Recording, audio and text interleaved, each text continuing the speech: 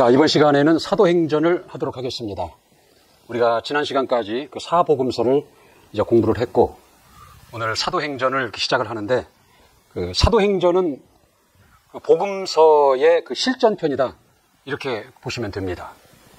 사복음서를 기록한 그 마태, 마가, 누가, 요한, 그들이 기록한 예수 그리스도, 그들이 기록한 대로 맞다. 그 믿는 자들을 통해서 그 예수 그리스도가 하나님의 아들이심과 구주가 되시고 생명이 되심이 증거된다는 거죠. 입증이 된다는 거죠. 그리고 주님께서 복음서에서 그 이루고자, 내가 가신 후에 일어날 일들과 또 주님께서 이루시고자 하시는 일들이 그대로 다 이루어진 것을 기록하고 있다는 거죠. 그리고 주님이 그 마지막 그 예언하신 것들, 마지막 그 유언처럼 말씀하신 것들이 그대로 사도행전에 기록이 됨으로 인해서 이 사도행전이 복음서의 그 실전편과 같은 그런 책으로 우리가 볼 수 있다는 얘기입니다. 우리 하나만 확인해 볼까요? 우리 마태복음 28장 19절 20절. 그러므로 너희가 가서 모든 족속으로 제자를 삼아 아버지와 아들과 성령의 이름으로 침례를 주고 내가 너희에게 분부한 모든 것을 가르쳐 지키게 하라. 볼지어다 내가 세상 끝날까지 너희와 항상 함께 있으리라 하시니라. 이제 주님께서 부활하시고 이제 승천하시기 직전에 그 말씀하신 내용입니다. 근데 이것이 사도행전에 그대로 이루어진 것을 기록하고 있다는 거죠. 하나만 더 봅시다. 마가복음 끝장 15절부터 보겠습니다. 또 가라사대 너희는 온 천하에 다니며 만민에게 복음을 전파하라. 믿고 침례를 받는 사람은 구원을 얻을 것이며 믿지 않는 사람은 정죄를 받으리라. 믿는 자들에게는 이러한 표적이 따르리니 곧 저희가 내 이름으로 귀신을 쫓아내며 새 방언을 말하며 뱀을 집으며 무슨 독을 마실지라도 해를 받지 아니하며 병든 사람에게 손을 얹은즉 나으리라 하시더라. 이 주님의 이 말씀이 그대로 이루어진 것이 사도행전에 기록이 되어 있다는 거죠. 만약에 이 사도행전에 기록이 없다면 그 주님이 하신 말씀들, 주님이 그 하신 그 모든 이적들, 그 일들이 주님에게나 가능한 일이고 주님의 시대에만 가능했던 일이다 하고 끝날 수도 있다는 거죠.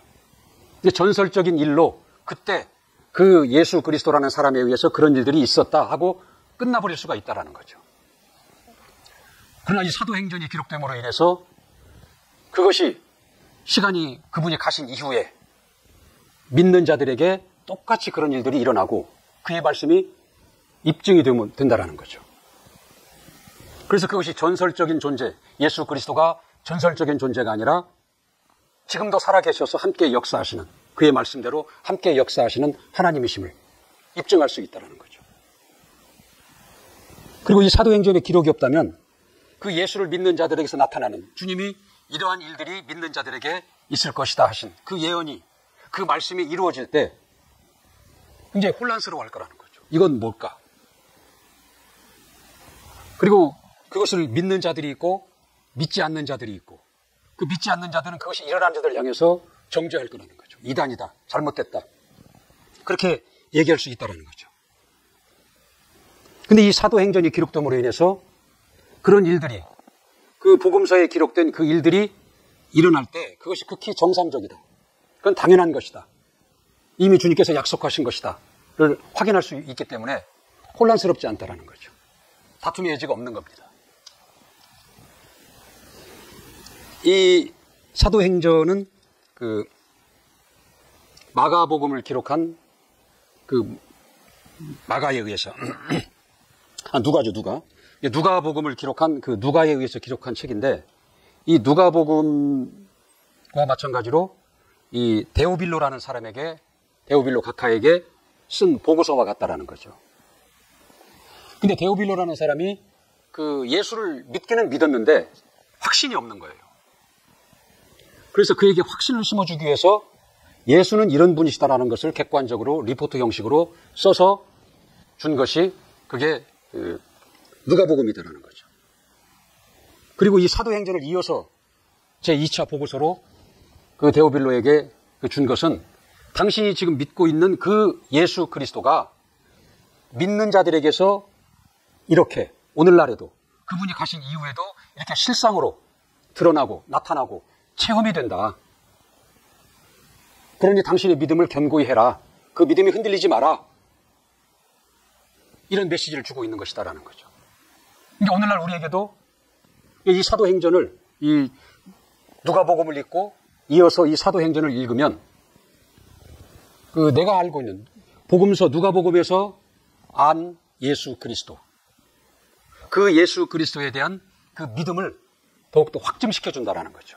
아, 맞구나. 그 누가가 증거한 그 예수 그리스도가 맞구나. 사실이구나. 체험으로 알 수 있고 확증할 수 있다라는 거죠. 이 사도행전을 통해서. 그래서 이 사도행전의 그 가치가 있는 것, 중요성이 거기에 있는 것이다라는 거죠. 이 사도행전이다 이제 그러는데, 행전, 사도행전, 사도들의 행적을 후대에 전하기 위해서 기록한 책이다. 그래서 사도행전 그렇게 얘기를 합니다.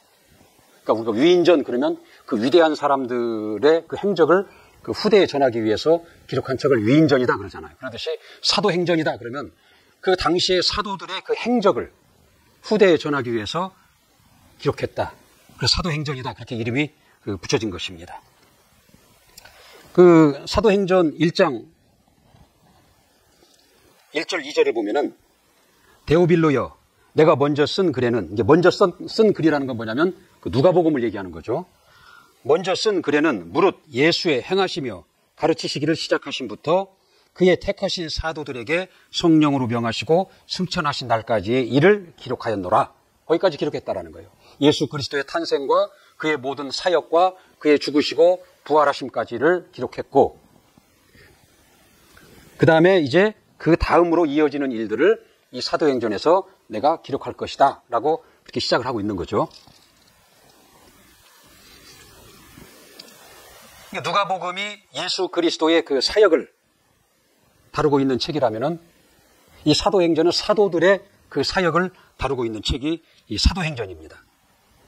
그래서 이 누가복음을 읽고 이어서 사도행전을 읽으면 기독교의 그 시작인 예수 그리스도의 탄생으로부터 그의 모든 공생애, 그의 죽으시고 부활하심, 그리고 그가 약속하신 대로 오신 성령, 그 성령으로 세워진 교회, 그리고 이 교회를 통한 복음의 그 확산, 이 전 과정을, 이 기독교의 역사를 한 번에 볼 수 있다는 거죠.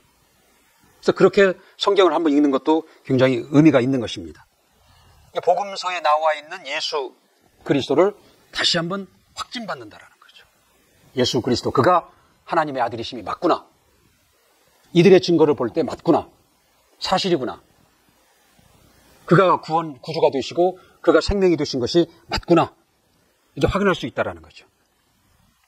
이게 사도행전은 그 당시에 그 성령 충만한 사도들, 그들에 의해서 그 예루살렘 지역의 유대인 중심으로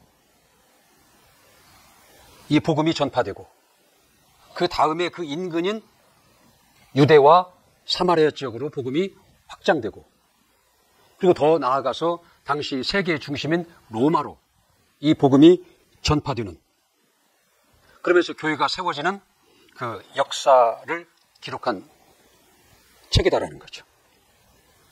그래서 이 사도행전을 보면은 이 당시에 그 복음이 전파되는 그 상황, 교회들의 그 분위기가 아주 생생하게 기록이 돼 있어요. 사도행전 5장 14절을 한번 이렇게 보면은 믿고 주께로 나아오는 자가 더 많으니 남녀의 큰 무리라 이렇게 얘기하고 있다. 믿고 나아오는 자가 많아지는데 그 한 무리가 됐다. 실감나게 얘기하고 있다는 거죠. 6장 그 7절에도 보면은 제자의 수가 10이 더 많아지고 허다한 제사장의 무리도 이 도에 복종하니라. 그렇게 얘기를 하고 있습니다. 그 16장 5절에도 보면은 수가 날마다 더하니라. 그래서 이 복음이 이게 전파되고 확장되는, 부흥되는 이 그 모습이 생생하게 기록이 되어 있다는 거죠. 지금 숫자적으로도 구체적으로 이렇게 표현이 되어 있어요. 2장 41절에 보면은 이날에 제자의 수가 3천이나 더하더라. 그렇게 기록이 되어 있고 4장 4절에도 보면은 믿는 자의 수가 많으니 남자의 수가 약 5천 명이더라. 그렇게 했어요. 그 당시 분위기를 엿볼 수 있다는 거죠. 그리고 이 복음이 전파되는 곳마다 개인이 변화되고 가정이 막 변화되고 그 도시가 그 변화가 된 것을 기록하고 있는데 이 변화가 얼마나 크게 변화가 일어나는지 그걸 소동했다. 그렇게 표현을 하고 있습니다. 2장 6절에 한번 보면은 2장 6절에 보면 이 소리가 나매 큰 무리가 모여 각각 자기의 방언으로 제자들의 말하는 것을 듣고 소동하여 다 놀라 기이 여겨 이르되 소동이 일어났다라는 거죠. 이 성령으로 말미암아 복음이 그 전파되는 곳에는 이렇게 소동이 일어났다라는 거죠. 19장 23절에도 보면은 에베소에 적지 않은 소동이 있었으니 이렇게 표현하고 있거든요. 근데 17장 6절에 보면은 이 바울이 얼마나 이 복음을 능력 있게 이 복음을 전했는지 그 17장 6절에 보면 바울을 향하여 소리질러 가로되 천하를 어지럽게 하던 사람이라 그렇게 표현하고 있다라는 거죠. 천하를 어지럽히는 자, 천하를 소동케 하는 자 그렇게 기록을 하고 있어요. 24장 5절에도 보면은 바울을 향하여 이 사람은 연병이라 천하에 퍼진 유대인을 소욕해 하는 자라 나사렛 이단의 교수라 이렇게 표현하고 있다는 거죠. 그 당시에 이 복음 전파가 얼마나 그 파급력이 크고 그 영향력이 크고 그리고 이 바울이라는 이 사도들의 그 능력이라는 게 얼마나 컸던지를 생생하게 이 사도행전에 기록을 하고 있다는 거죠. 이렇게 사도행전의 그는 그 초대교회, 초대교회의 그 역동적인 그 교회의 분위기를, 그 복음 전파의 분위기를 이제 기록하고 있는데, 이렇게 성장이 일어나고, 확산이 일어나고, 더하여 막 소동이 일어나는 근본적인 원인은 성령으로 말미암는 것이다. 성령의 역사로 말미암는 것이다. 라고 기록하고 있다는 거죠. 사도행전 10장 38절에 보면은 나사렛 예수에게 성령과 능력을 기름 붓듯 부으시니 저가 두루 다니시며 착한 일을 행하고 마귀에게 눌린 자를 고치시니라 그랬거든요. 이 나사렛 사람. 하나님이 나사렛 사람에게 성령과 능력을 같이 다니는 겁니다. 성령과 능력을 기름 붓듯 부으셨다는 거죠. 그 결과가 뭐예요? 저가 두루 다니며 착한 일을 하고 이 마귀에게 눌린 자를 고치셨느니라 그랬다는 거죠. 나사렛 사람이라는 것은 아직 요셉의 아들로 있을 때입니다. 주께서 성령을 받기 전 그 생업에 종사하면서 근근히 살아가던 이 나사렛 지역 자체가 그 근방에서 가장 낙후되고 가장 못 사는 사람들이 사는 동네가 나사렛 동네거든요. 근데 거기서 본인 몸 하나도 건강하기 힘들 정도로 근근히 살아가던 그 상태, 그걸 나사렛 사람이라고 표현한 겁니다. 근데 그런 자였는데 그에게 성령과 능력을 하나님이 기름 붓듯 부으시니까 결과로 그가 두루 다니며 착한 일을 행하시고 마귀에게 눌린 자를 고치셨다. 그렇게 얘기하고 있는 겁니다. 이 나사렛 사람과 이 일을 행하는 사람은 같은 사람이다라는 거죠. 근데 어떻게 이런 일을 할 수 있냐? 그 차이는 뭐예요? 성령을 받기 전과 성령을 받은 이후라는 것이죠. 성령으로 말미암은 것이다라는 걸 얘기하고 있는 것입니다. 이 사도행전에 나타난 초대교회의 그 역동적인 현상들, 성장이 일어나고 확장이 되고 소동이 일어나는 것들은 이 성령으로 말미암은 것들이었다는 것이죠. 성령으로.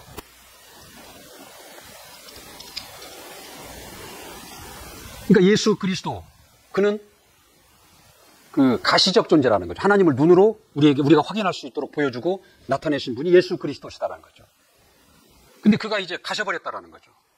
부활하시고 승천하셨어요. 가셔버렸다. 우리 눈에서 사라져버린 겁니다. 더 이상 하나님을 가시적인 존재로 확인할 수 없는 상태였다.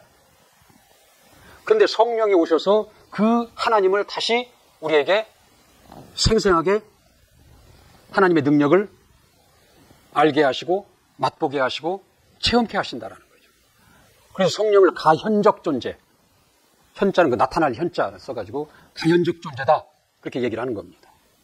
이게 가연적 존재인 성령이 임하시니까 이 참으로 보잘것없는 나사렛 사람이 이런 일을 할 수 있는 것이다라는 거죠. 하나님만이 하실 수 있는 일을 한다라는 거죠. 병든 자를 고치고 죽은 자를 살리고. 이게 성령의 그 역사로 말미암은 것이 이게 사도행전이다. 그러는 겁니다.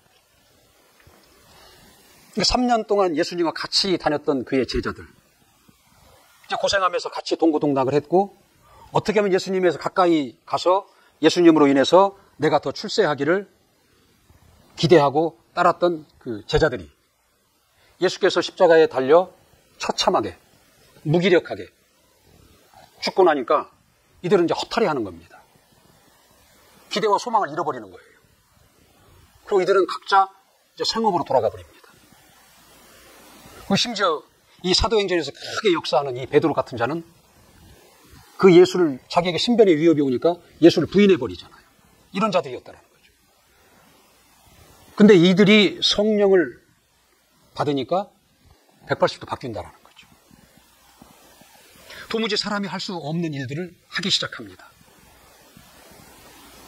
그리고 이 베드로 같은 경우는 순교를 하잖아요. 예수를 증거하다가 죽는다라는 거죠. 자기 신변이 두려워서 도망가고 거짓말하고 예수를 부인했던 자가 어떻게 갑자기 그 예수 때문에 죽을 수 있냐라는 거죠. 그 차이는 뭐냐면 성령이라는 거죠. 성령. 성령의 힘과 능력으로 그렇게 되었다라는 겁니다.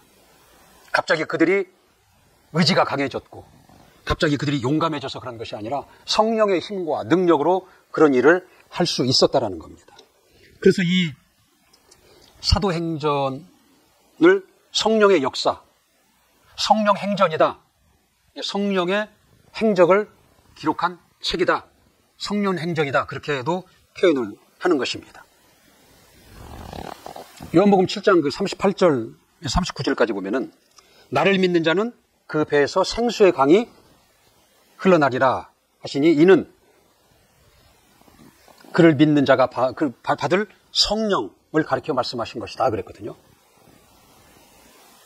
그러니까 예수 믿는 자에서는 생수의 강이 흘러나는데 그건 뭐다? 그에게서 나타나는 성령을 말씀하신 것이다라는 거거든요. 그러니까 이 사도행전은 뭐냐면 사도들, 이제 성령 충만한 그 사도들에게서 생수의 강이 흘러나와서 그 가정을 적시고 그 이웃을 적시고 그 도시를 적셔서 소동케 한 이야기, 변화시킨 이야기, 이게 사도행전의 이야기라는 거죠. 이 성령은 그 당시의 성령이나 오늘 우리가 받은 성령이나 다를 바가 없다라는 거죠. 근데 그들은 이렇게 소동을 일으키고 변화를 시키고 역동적이었는데, 그리고 그 당시에 그들은 이 신약 성경이 아직 나오기도 전이었고 구약 성경도 접하기가 굉장히 어려운 환경에 있던 때들이었다라는 거죠. 무슨 이런 성경을 가르치는 학교가 있었던 것도 아니고. 근데 어떻게 그들은 그런 일을 할 수 있었느냐라는 거죠. 그 오늘날 우리는 왜 같은 성령을 받았는데 이렇게 잠잠하냐는 거죠. 그러니까 그들에게 있는 것은 예수 이름, 곧 뭐예요? 성령이다라는 거예요. 이걸 들고 나간 거예요. 근데 이 예수 이름, 곧 성령을 이들은 생명으로 여겼다라는 거죠. 생명으로 받은 거예요. 실상으로 받은 것이다라는 거죠. 체험으로 확신했다라는 거죠. 근데 오늘도 똑같이 우리가 이걸 받았지만 이것을 하나의 개념과 이 지식으로 이걸 자꾸 받아들이니까 무능한 겁니다. 소동이 일어나지 않는다라는 거죠. 역동적인 일이 우리에게서 나타나지 않는다라는 거죠.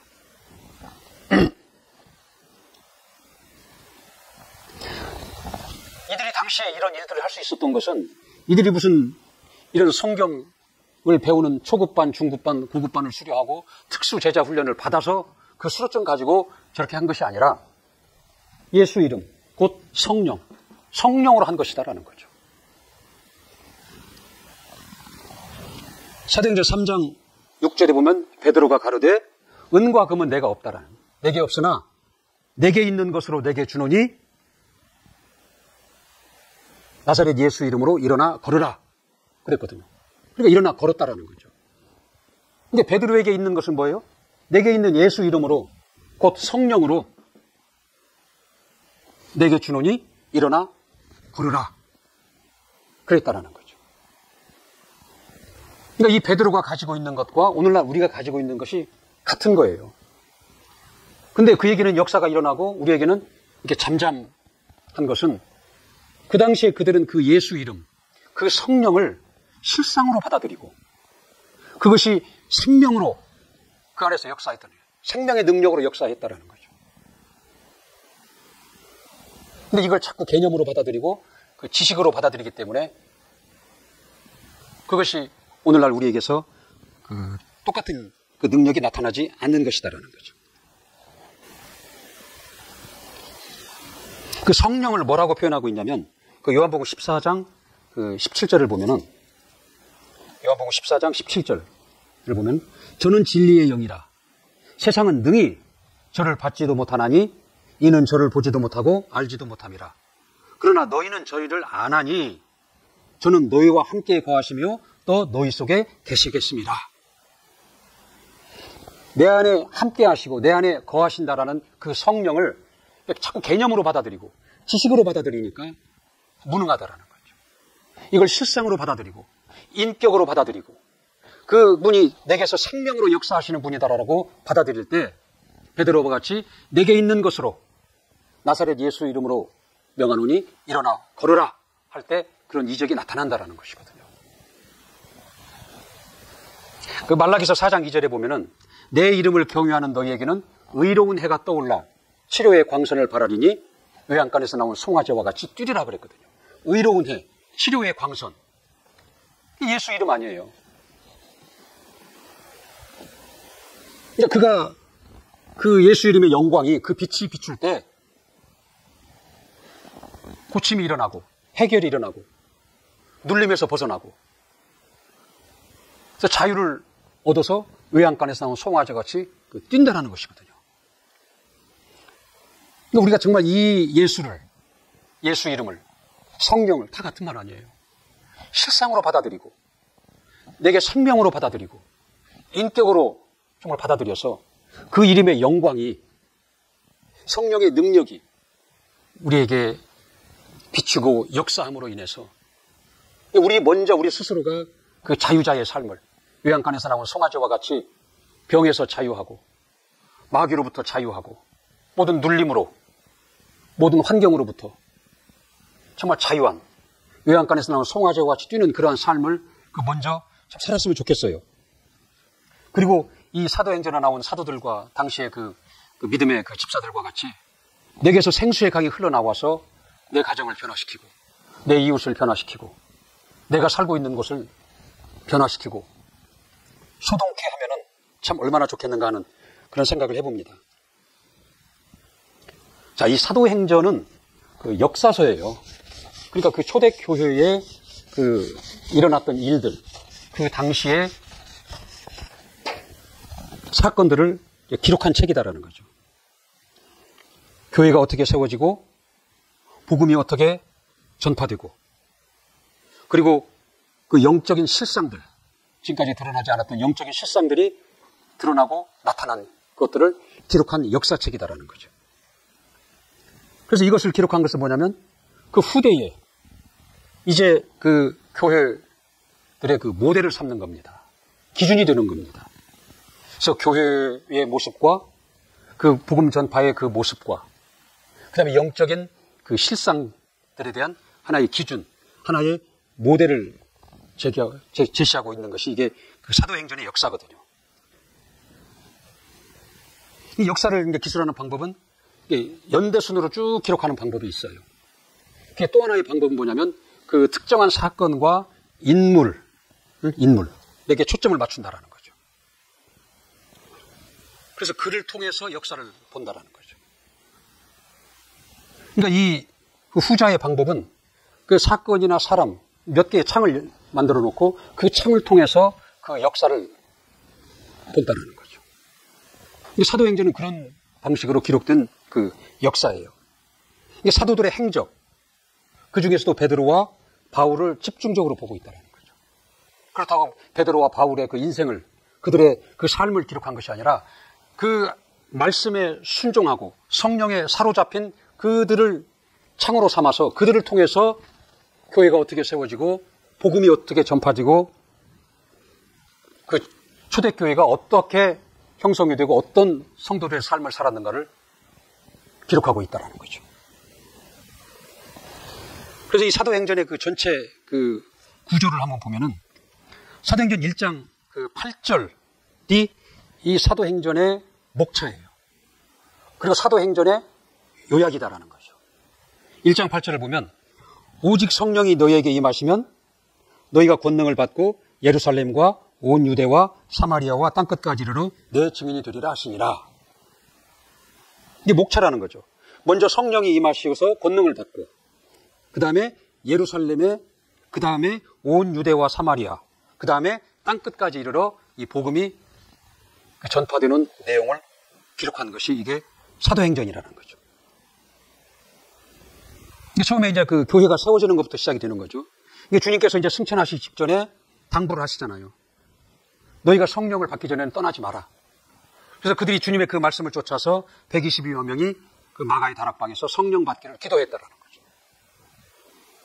그리고 마침내 성령이 임하시고 그들로 인해서 교회가 최초의 교회, 예루살렘 교회겠죠. 그 교회가 이제 탄생이 되는 장면이 이제 시작이 된다라는 거죠. 1장 4절 한번 읽어볼까요? 사도와 같이 모이사 저희에게 분부하여 가라사대 예루살렘을 떠나지 말고 내게 들은 바 아버지의 약속하신 것을 기다리라. 주님께서 이렇게 이제 당부를 하셨다라는 거죠. 그래서 그 당부를 명령을 순종해서 14절에 보니까 그들이 모여서 저녁 기도에 힘쓰니라 그랬어요. 그리고 2장 그 1절부터 4절이니까 오순절 날에 성령이 그들에게 임하였다라고 기록하고 있거든요. 그래서 교회가 만들어진 겁니다. 교회가 시작이 됐다라는 거죠. 그리고 이제 그 예루살렘의 그 유대인들을 중심으로 이제 교회가 만들어지고 120명을 시작으로 교회가 만들어지고 이제 그들이 그 예루살렘에 복음을 전파합니다. 그래서 2장 41절에 보면은 베드로의 설교로 인해서 이날에 제자의 수가 3,000이나 더하더라. 그 예루살렘의 복음이 전파되는 그 내용이 기록이 되어 있어요. 2장 44절 우리 같이 한번 읽어보도록 하십시다. 2장 44절. 44절부터 47절까지. 시작. 믿는 사람이 다 함께 있어 모든 물건을 서로 통용하고 또 재산과 소유를 팔아 각 사람의 필요를 따라 나눠주고 날마다 마음을 같이하여 성전에 모이기를 힘쓰고 집에서 떡을 떼며 기쁨과 순전한 마음으로 음식을 먹고 하나님을 찬미하며 또 온 백성에게 칭송을 받으니 주께서 구원받는 사람을 날마다 더하게 하시니라. 이 당시에 예루살렘 교회 그 분위기와 성도들의 그 모습을 보여주고 있는 것이다라는 거죠. 그리고 6장 7절에 보면은 그 예루살렘 교회의 그 부흥의 상황을 기록한 내용이 나오는데 하나님의 말씀이 점점 왕성하여 예루살렘에 있는 제자의 수가 더 심히 많아지고 허다한 제사장의 무리도 이 도에 복종하니라 그랬거든요. 그러니까 1장 8절에 예언한 대로 이제 성령의 임하심으로 예루살렘 교회가 이제 시작이 되고 그들에 의해서 그 예루살렘 지역이 복음화되는 그 내용이 이제 기록이 되고 있죠. 그런데 이 예루살렘 교회의 그 부흥은 당시 그 정치인들과 기존의 그 유대교 그 종교 지도자에게는 엄청난 이제 그 위협이 되는 거예요. 도전이 된다라는 거죠. 그들의 기득권을 잃어버릴 수 있는 상황이 온다라는 거죠. 그래서 이 그리스도인들을 이제 핍박하기 시작한다는 거죠. 결국 그 스데반 안수 집사가 돌에 맞아 죽잖아요. 순교를 당한다라는 거죠. 이런 핍박으로 인해서 이제 그들이 그 예루살렘 지역의 그리스도인들이 주변으로 흩어집니다. 가까운 지역인 유대와 사마리아로 흩어진다라는 거죠. 그래서 그들이 그곳에 가서 또 이 복음을 전파하는 거예요. 특히 이 사마리아 지역은 그 빌립이라는 안수 집사가 그래서 복음을 전하는데 그냥 말로만 전하는 게 아니에요. 따르는 표적과 이적으로 확실하게 이 복음을 전파했다 그렇게 표현하고 있어요. 8장 5절에 보면은 빌립이 사마리아 성에 내려가 그리스도를 백성에게 전파하니 무리가 빌립의 말도 듣고 행하는 표적도 보고 일심으로 그의 말하는 것을 쫓더라. 많은 사람에게 붙어있던 더러운 귀신들이 크게 소리를 지르며 나가고 또 많은 중풍병자와 안전뱅이가 나으니 그 성에 큰 기쁨이 있더라. 이렇게 지금 묘사하고 있잖아요. 그래서 이제 사마리아 지역이 복음화가 되고 그 다음에 이 모 교회인 그 예루살렘 교회에서 베드로와 요한을 초청을 합니다. 그래서 그들이 와서 이제 그들에게 안수를 해요. 그러니까 그들에게도 성령이 임했다라는 거죠. 당시 사마리아 사람들은 그 유대인들에게는 그 개와 같은 취급을 받은 자들이에요. 그래서 과거 그들의 역사를 올라가 보면 이스라엘이 둘로 쪼개지잖아요. 성전 건축 문제로 둘로 쪼개지는데 그 부담이 싫어서 북쪽으로 올라간 자들이에요. 10지파. 그들이 나중에 이제 사마리아인이라고 부르거든요. 그래서 나라가 망할 때 이방 사람들이 그 지역에 입주를 하고 그들과 혼혈한다는 거죠. 그래서 남쪽의 유다지파와 베냐민 지파는 그 10지파를 같은 유대인으로 인정하지 않아요. 마치 개와 같은 이방인과 같은 취급을 해버린다는 거죠. 그런데 빌립이 거기에 가서 복음을 전파하고 복음을 받아들이고 그 다음에 사도들이 와서 그들에게 안수하니까 그들에게도 성령이 임한 거예요. 획기적이고 놀라운 일이다라는 거죠. 8장 14절, 그 17절에 그 내용이 나와 있어요. 예루살렘에 있는 사도들이 사마리아도 하나님의 말씀을 받았다 함을 듣고 베드로와 요한을 보내매 그들이 내려가서 저희를 위하여 성령 받기를 기도하니 이는 아직 한 사람에게도 성령이 내리신 일이었고 오직 주 예수의 이름으로 침례만 받았을 뿐이라라. 이에 두 사도가 저에게 안수함에 성령을 받는지라 그랬다라는 거죠. 그래서 9장 31절에 보면은 그리하여 온 유대와 갈릴리와 사마리아 교회가 평안하여 든든히 서고 주를 경외함과 성령의 위로로 진행하여 수가 더 많아지는지라 그랬다라는 거죠. 이렇게 해서 이제 복음이 예루살렘을 벗어나 유대와 사마리아 지역에 이렇게 전파되고 확장이 되고 있다는 거죠. 여기까지가 이제 12장까지의 거의 내용이에요. 그러니까 이 전반부에는 베드로의 사역이 주 사역입니다. 그 다음에 이제 13장부터는 바울 사역이 이제 중심으로 이어집니다. 이제 바울의 그 회심 사건이 일어나죠. 다메섹 도상에서 그동안 그 그리스도인들을 핍박하던 그 바울이 그 예수님의 그 주권으로 인해서 거기서 변화가 일어나죠. 그래서 그가 예수의 그 증인으로 변화되고 그가 안디옥이라는 교회로 이제 들어갑니다. 그래서 안디옥 교회는 그 바울과 바나바를 선교사로 파송을 해요. 이것이 바울의 그 1차 전도 여행입니다. 또 그 이후에 2차, 3차 그 전도 여행을 통해서 바울은 교회를 세워나갑니다. 이방, 세계로 교회를 세워나간다는 거죠. 그때 세워진 교회들이 빌립보, 에베소, 고린도, 갈라디아, 데살로니가 이런 교회들을 세운 것이다라는 거죠. 근데 이 신약 성경의 크게 그 얼개를 보면은 복음서는 예수 그리스도에 관해서 증거하고 있고 사도행전은 이 예수 그리스도의 그 실전편을 있다는 거죠. 복음서의 실전편으로서 그 예수 그리스도가 맞다. 그걸 증거하고 있다라는 거죠. 그 다음에 이 바울의 그 복음서가 있다는 거죠. 그러면 이 세워진 교회를 여러 군데 세워놓고 이제 빠져나오니까 그 교회 안에서 믿음의 문제로 혼란이 일어나는 거예요. 그래서 그들에게 편지로 복음을 다시 전합니다. 흔들리지 마라. 이것이 진리다. 다시 지침을 내려준다라는 거죠. 그게 바울의 그 복음서거든요. 그다음에 그 뒤에 이어지는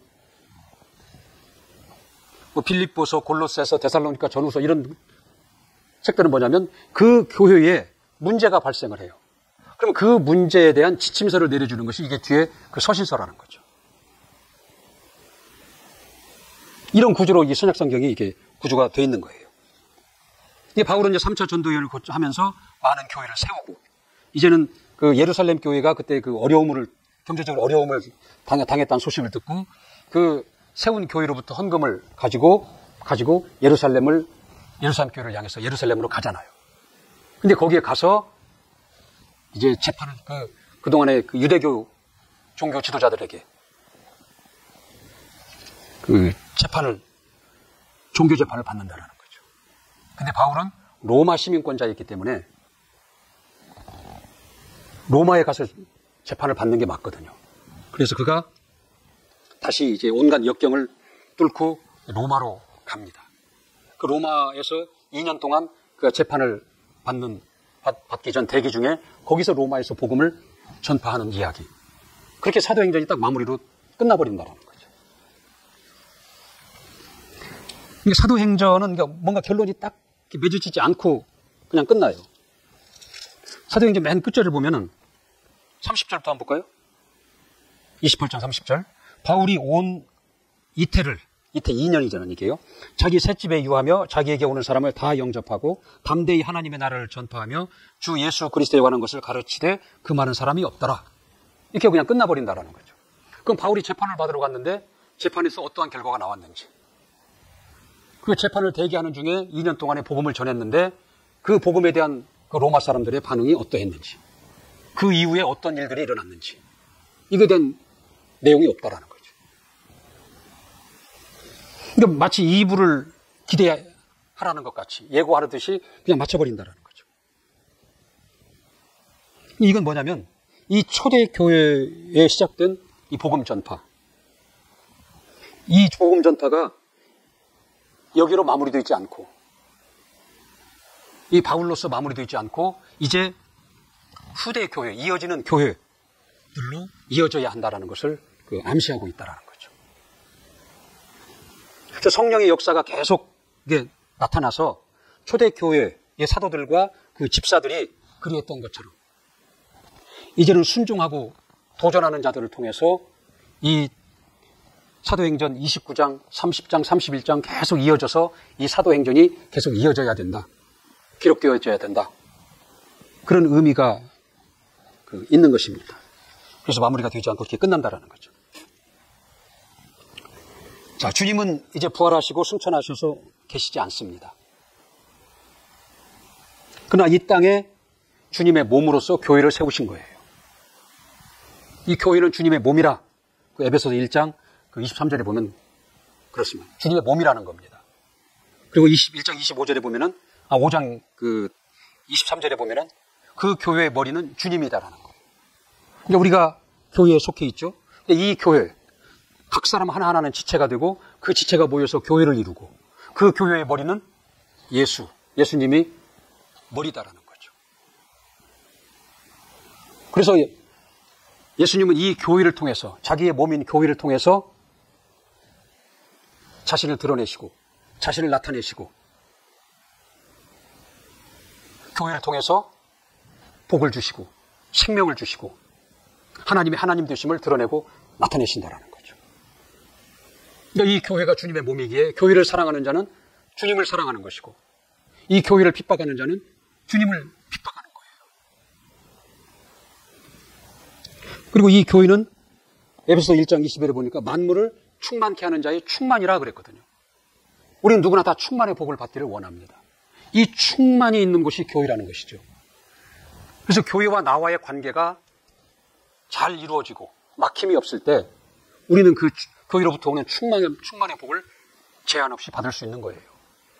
교회와의 관계가 좁고 구부러지고 꺾어지면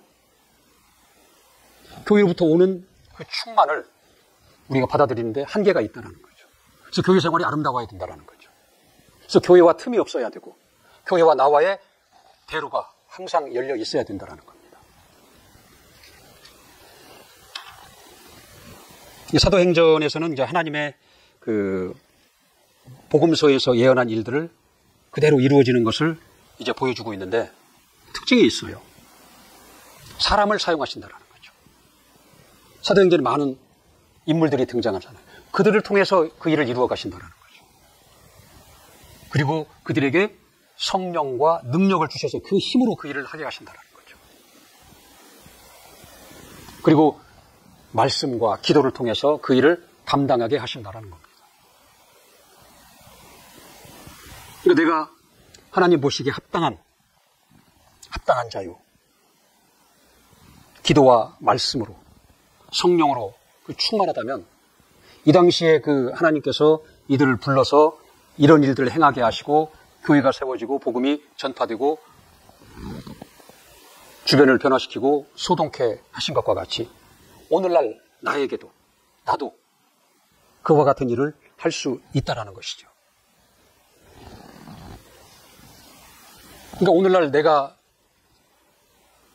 성령과 능력으로 충만하면 내가 하나님을 나타낼 수 있다는 거죠. 내가 믿는 하나님, 내 안에 계신 하나님, 그 하나님을 능히 보여줄 수 있고 그 하나님을 증거할 수 있다는 거죠. 그래서 이 초대교회의 사도들이, 그 집사들이, 그들이 믿는 하나님, 그들이 전하는 이 복음을 말로만 하지 않았다는 거죠. 따르는 표적과 이적으로 수많은 증거를 통해서 전파하고 증거했다는 거죠. 그래서 그를 통해서 수많은 자들이 돌아오고 교회가 세워지고 복음이 확장됐다는 거죠. 우리도 이와 같은 소망을 가지고 기대를 가지고 신앙생활을 했으면 좋겠습니다. 자, 오늘 여기까지 하겠습니다.